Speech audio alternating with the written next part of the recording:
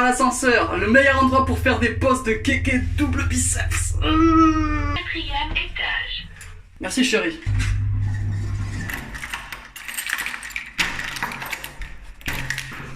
Salut les culbuteurs. Voilà plus de 4 ans maintenant que je fais de la musculation en salle. L'heure du bilan a sonné. Est-ce que la barbade que j'ai pris en 4 ans est-elle réelle? Réponse est évidemment oui. Pas d'autre façon. Tu veux que mes muscles s'aient rempli de bis en 4 ans ou quoi? Voici une photo de moi quelques mois avant de commencer la musculation. Putain, mais c'est qui ce bouffon? Déjà, on appréciera le petit moule tub sexy. Genre de maillot de bain qui te comprime les œufs à t'en faire une omelette dans le slibard. Regardez-moi ce lépreux, haut comme 3 tas de merde. Je suis méconnaissable. J'étais séquestré par une famille de tortues et nourri à la salade à l'époque ou quoi? Donc quoi qu'il en soit, avant de commencer la musculation, je pesais 60 kg mouillé et je mesurais 1m75 de cartilage et d'os.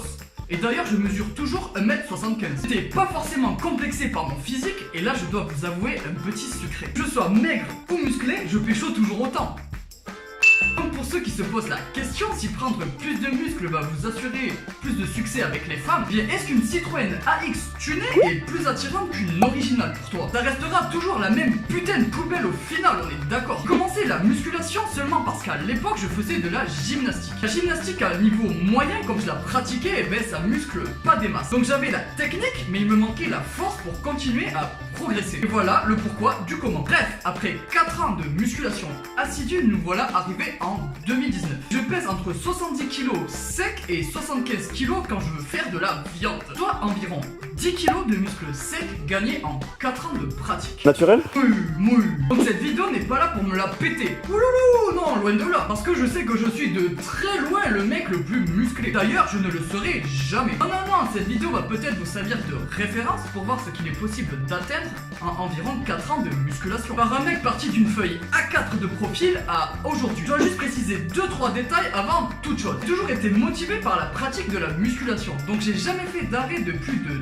2 semaines à part lorsque je partais en vacances. Ma vie clairement ce n'est pas du tout la musculation. Je suis pas le genre de mec eat, sleep, train, repeat ou je sais pas quel genre de connerie. Non, je prends mon gros scénic qui me sert de bagnole, je me rends à la salle, je fais ce que j'ai à faire, ensuite j'ai une bonne alimentation et la muscu ça s'arrête ici. Tout ça pour dire que pour moi, la musculation ça représente une passion loisir. J'essaie de m'améliorer chaque jour mais où je ne vais pas me prendre la tête pour ça toute la journée. Donc évidemment en 4 ans, mes performances restent modestes mais elles me conviennent. Après ces belles paroles, commençons directement par l'exercice roi, le développé couché. Donc pour cet exo et pour tous les autres exercices qui vont suivre, je vais vous montrer les charges que j'utilise lors de mes séances d'entraînement et non pas les charges que j'aurais pu mettre sur une répétition maximale. Alors tout d'abord j'utilise les haltères au développé couché et non pas la barre. Pourquoi? Tout simplement parce que j'ai déjà essayé de faire du développé barre au début lorsque je faisais de la musculation,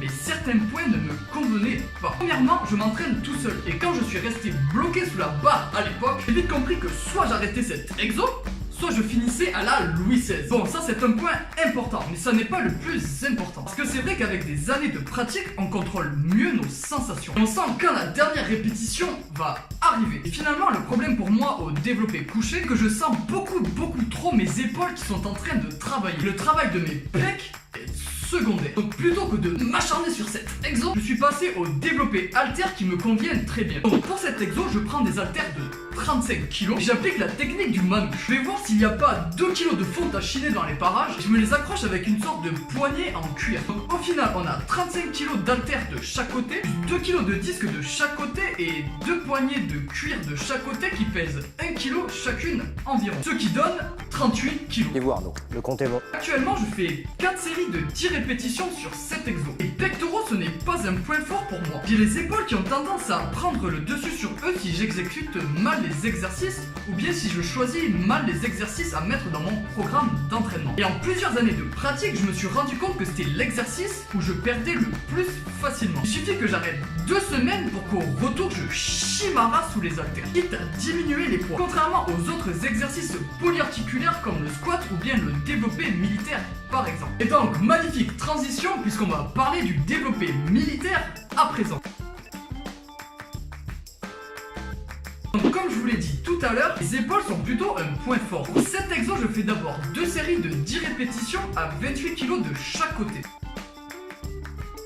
Comme vous pouvez le voir ici avec 1 minute 30 de repos entre chaque série. Puis j'enchaîne avec 2 séries de 10 répétitions avec des haltères chargés à 30 kg. Juste, vous trouvez pas qu'on frôle la mort en musculation? C'est vrai, c'est un sport super dangereux. On porte des milliers de kilos chaque semaine sans en prendre conscience. Mec, j'ai 60 kg de fonte au-dessus du citron. Imagine, à un moment d'attention, je décide de lâcher la purée. Et on pourra dire bye bye à Culbutus, un ange parti trop tôt. Bon, j'en suis quand même sur la dernière répétition, mais comme vous pouvez le constater, au final, ça finit par passer comme papa dans maman. Et maintenant, on passe au dernier exo, qui est pour moi le plus compliqué des 3 exos. De par la concentration qu'il demande pour bien l'exécuter, mais aussi le cardio nécessaire à sa réalisation, dénommé le squat. En sérieux, ça ne vous fait pas à vous? Perso, j'ai l'impression d'avoir couru un marathon à la fin de chaque série. Bon, le squat, j'en fais pas depuis longtemps. J'en fais depuis 1 an et demi environ. Car je ne sais pas pourquoi, à l'époque, je ne faisais que de la presse.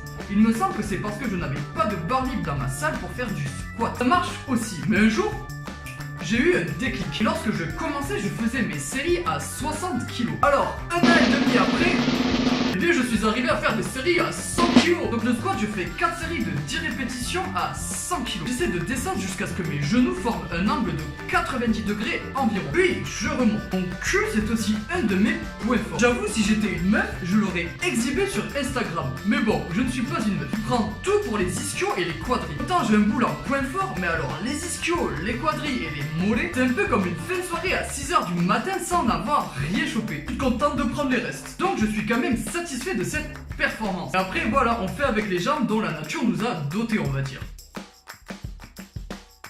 Alors, pas de soulevé de terre dans cette vidéo. Et pourquoi? Tout simplement car en ce moment je n'en fais pas. Le soulevé de terre j'ai arrêté il y a environ 1 an parce que ça ne me convenait plus. Et j'étais alors à 115 kg en 4 séries de 8 répétitions. Donc je vous ai montré mes principales charges d'entraînement pour les principaux exercices polyarticulaires. J'espère que cela va vous aider à y voir plus clair sur ce qu'il est possible de faire en quelques années modestes de musculation. Voilà, c'est la fin de cette vidéo, j'espère qu'elle vous aura plu. Si tu aimes mon contenu, n'hésite pas à t'abonner, mettre un j'aime et commenter. Je me ferai un plaisir de te répondre. C'est ensemble qu'on peut faire évoluer cette chaîne. Moi je vous dis à la prochaine.